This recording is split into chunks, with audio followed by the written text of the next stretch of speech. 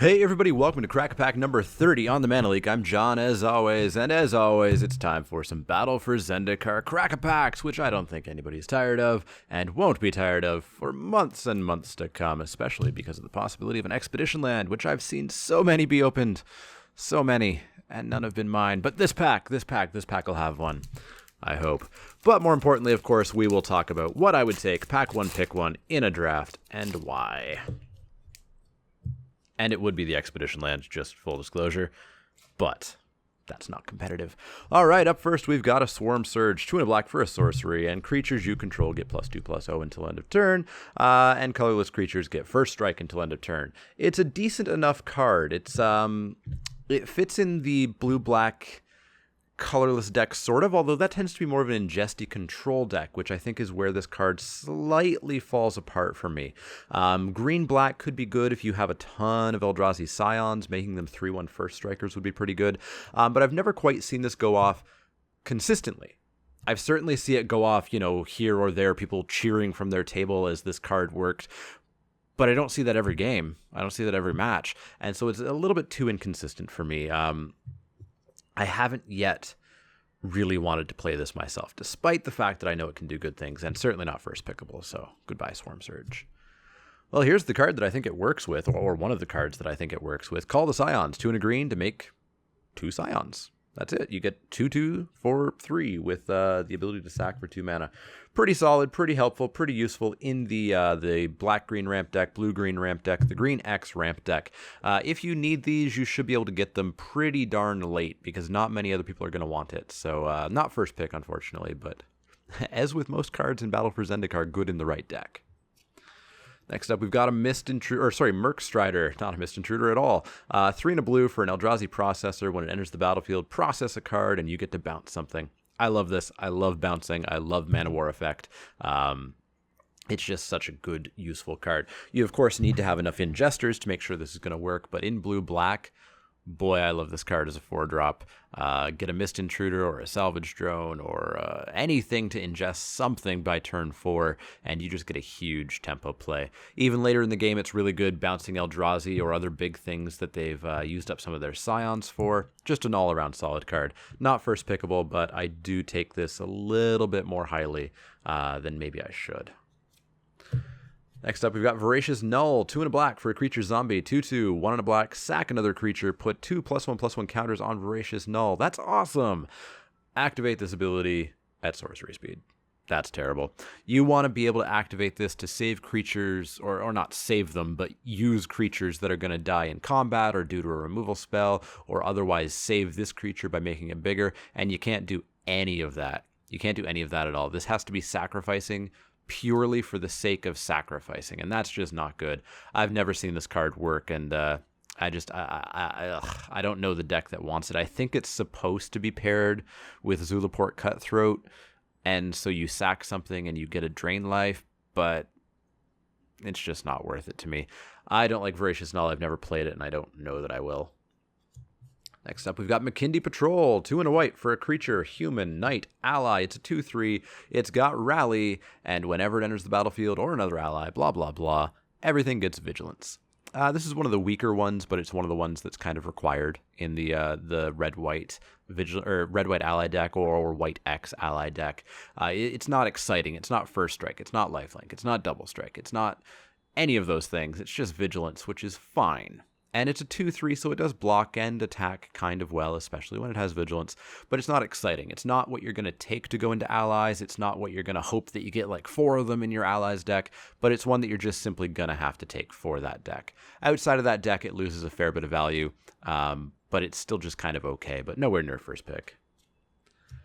Next up, we've got Nettle Drone, 2 and a red for a 3/1 Eldrazi Drone. Tap it to deal a damage to each opponent? Yeah, each opponent. So for those 2-headed giant players out there, there's a bit of a bonus. And of course, whenever you cast a colorless spell, you get to untap it. So you can ping twice or 3 times, as I've done sometimes. Super useful in the blue-red colorless deck. or really any red X colorless deck where you're going to have a lot of spells kicking around. And even outside of that deck, I still like it. It's still a point of damage every turn. It's still 3 damage if you can attack with it. It's just a nicely costed and just nice creature. There's been a number of these in red in the past that have always been sort of pretty decent, and this is just another one. I'm pretty happy to have this guy in basically any red deck, and especially in the red-blue deck. But again, not first pickable. Well, here's a first pickable card, Touch of the Void. 2 and a red for a sorcery. It's colorless. Touch of the Void deals 3 damage to target creature or player. Huge, huge, huge thing there. And if a creature dealt damage this way would die this turn, you get to exile it instead. So you get to power up your processors. This card is just super good. It's Lightning Bolt. It's Lightning Strike. It's far more expensive in sorcery speed, but it turns out that's still pretty darn good. The fact that this can just, out of the blue, end the game is huge. I was playing a friend of mine at F&M last week, and it took him 2 or 3 turns to realize this hits players. And I had been sitting at 3 life the whole time, and then suddenly, oh, game's over. Yeah, it's just a solid card. It gets rid of things, it powers up processors, and it hits players. You can't ask for much more. All you could ask for is instant speed or a cheaper cost, and that would be getting greedy in this format, I think. So Touch of the Void, super, super, super good. Next up, we've got Undo Greathorn. This is a 3 and a white creature beast. It's a 2/3. It's got first strike, and it's got the +2/+2 landfall ability. So this will sometimes be a 4/5 first strike, which is really beefy and is going to attack pretty much with impunity for most cases. This is another of those white cards that is fine. It's fine in most of the decks. You're not excited. You're not taking it highly. But if it's there, and if it's one of the only white cards, and maybe there's like a Kite Sail Scout or something as your other choice, you're going to take this, and you're probably going to play the first one.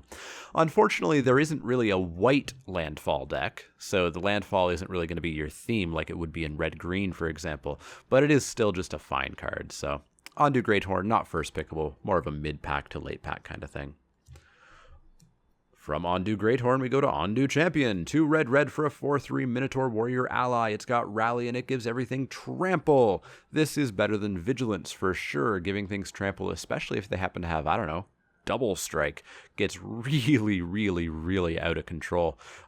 This is just a solid creature. The casting cost and stats is perfectly fine. It's Summit Prowler from our previous sets, or the other Yeti that I can't... No, it wasn't a Yeti. It was a giant, Skyraker Giant. 4/3 for 2 red just just seems to be kind of red's thing recently anyways. Having an ability tacked on it is just solid. Again, not first pickable, but it's a card that you're really, really, really, really going to want if you're in red-white allies. Next up, we've got McKindy Slide Runner, 1 and a red for a creature beast. It's a 2/1 trample, and it's got the +1/+1 landfall trigger, which is nowhere near as common as the +2/+2. This is a solid creature. I like it in most red decks just as a 2-drop. This is not Magic Origins. You're not required to have, 10 2-drops in your deck, but you still need some. You still need some early offense or defense, and McKindy Slide Runner does that for basically every red deck.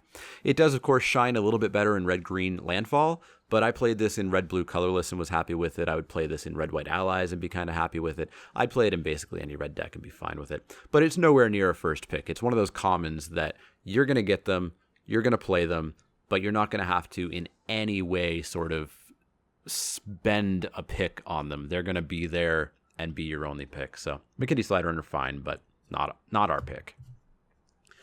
Resolute Blade Master. Well, here's one of the rallies I was talking about. 3 red-white for a creature human soldier ally. It's a 2/2, and it's got Rally. Everything you control gets Double Strike when this comes in, or any other ally. This one is huge. This one is super, super, super huge in the red-white ally deck. It makes the red-white ally decks pretty bonkers. Except for the rares, I think this is probably the best one in that deck. It is expensive. 3 red-white is not nothing. It's not a low cost, especially for the rally deck, which is going to be pretty low curve anyways. But, it's worth it. This could not be any more cheaply costed, or else the red-white allies deck would just be super broken. You want one of these if you're red-white allies. If you can get 2, it's even better. I don't think I'd play more than 2, just because they are expensive. You don't want to have a whole bunch of 5-drops in your allies deck. But yeah, this is just super solid. I wouldn't first pick it, despite how good this card is and how good red-white allies is. I still wouldn't first pick it. I don't like first picking gold cards. I have and would second pick it. If I picked a good red or white card, especially if it was an ally and I got past this, I might go there. But in a lot of cases, I don't think I would first pick this card. But it's pretty close, so we'll see what happens in this pack. Next up, we've got Horribly Awry, 1 and a blue for an instant counter target creature spell with converted mana cost 4 or less. If it was countered this way, you get to exile it. So you get to power up your processors. You get to counter basically anything they play in the first 4 or 5 turns. Later in the game, it might lose some effectiveness, but you're probably still going to be able to hit something at some point. Make sure you do remember that it is target creature spell. You don't get to cancel anything else. I've seen some people try that. But yeah, I like my counter spells, especially the cheap ones, especially the ones that are relatively unconditional, the ones that are going to hit a large amount of things. And this is going to hit a large amount of things. The only place that it might not would be, maybe the ramp deck where there's not too much going on at 4 or less for creatures. But even there, you're going to be able to counter some Lifespring Druids, or you're going to be able to counter an Incubator Drone or something like that. So totally fine card. I don't think I'd first pick it, but I'd be pretty happy to take it if I was starting to lean towards blue tempo or blue control. Our final uncommon is Pilgrim's Eye. 3 colorless mana for an artifact creature Thopter. It's a 1/1. It's got flying, and when it comes into play, you get to go and get yourself a basic land and put it into your hand. So be careful. This doesn't ramp you. This helps you with mana fixing because you get to go get whatever land you want, but it doesn't enter the battlefield. So you need to have a land drop, and you're not going to be getting ahead with this. I don't super like this card. I think it's mainly meant for the Converge deck or for the decks that are playing maybe a little bit more of a greedy mana base, 3 colors, things like that. Ultimately, you're left with a 1/1 flyer, which, it's okay, but it's not good. And if your opponent ever puts down a flyer or even a giant mantis, this is just going to get blanked. I'm not a big fan of these. I don't really like it. I wouldn't really play a deck that would need one of these, and so I wouldn't really play it anyways. If you've had experience with it, definitely let me know, but I don't think it's all that great. For a rare, we've got ourselves Drowner of Hope. Now here's a processor I like. It's not a processor. It's just a flat-out Eldrazi. It's sort of processes. Well, never mind. 5 and a blue, so it's 6 mana for a creature Eldrazi, 5/5. When Drowner of Hope enters the battlefield, you get 2 Scions, and you can sack an Eldrazi Scion to tap a target creature. So you're kind of processing the Scions, as it were, but that's not what that word means in this set. This is a really good card. It's a 5/5. Virtually, it's a 7/7. Because you do get 2 Scions, and you can just tap things. You can tap at least 2 things when you play this card. If you have more Scions, you can tap even more, which is going to let you just get through for a ton of damage. I love this card. It ramps, it taps, it's big, it does everything that I love. Part of that may be because I was able to tap down and stop Ulamog in a pre-release match and swing in for the win with this, but even beyond that, awesome play. This is still just a super solid card, and I'm very happy to see it whenever it comes around. And we get nothing else. No Expedition. So, interesting pack. I think we're looking at Touch of the Void, Resolute Blademaster, and Drowner of Hope. I think Resolute Blademaster is just out, especially for me, where I don't like taking gold cards first. So the question is, big, super useful rare, or just flat-out removal? And I'm not quite sure what the pick here would be. I would, at a casual FNM, tend towards the rare because I'm not going to get a chance to play with it super often, and it's fun and it's splashy and it's cool. But I think the more competitive pick might be Touch of the Void because removal is just always removal and burn is always burn and it's always good. The slight downside here, I think, is that blue-red is arguably one of the best decks in the format. And if we pass the blue, somebody's going into it. And if we pass the red, somebody's going into that. I think ultimately I am going to take the Drowner of Hope just because I do love the card. I have good experiences with the card in the past, and I just really, really like it. I'm passing very, very, very important red removal, so I'd keep that in mind a little bit, but I don't tend to focus too much on the signals that you send. You can really start to second guess yourself if you start to do that. But I'm taking Drowner of Hope. Let me know what you would have taken in the comments down below. Would you have taken the Touch of the Void, been a bit more competitive? Would you have been greedy and gone with the gold card, or is there something else I missed? As always, if you have any questions, comments, or suggestions, you can find me on Twitter at the Mana Leak. That's LEEK, like the vegetable, not the card. And you can also find me on Facebook at facebook.com youtube.com/themanaleak.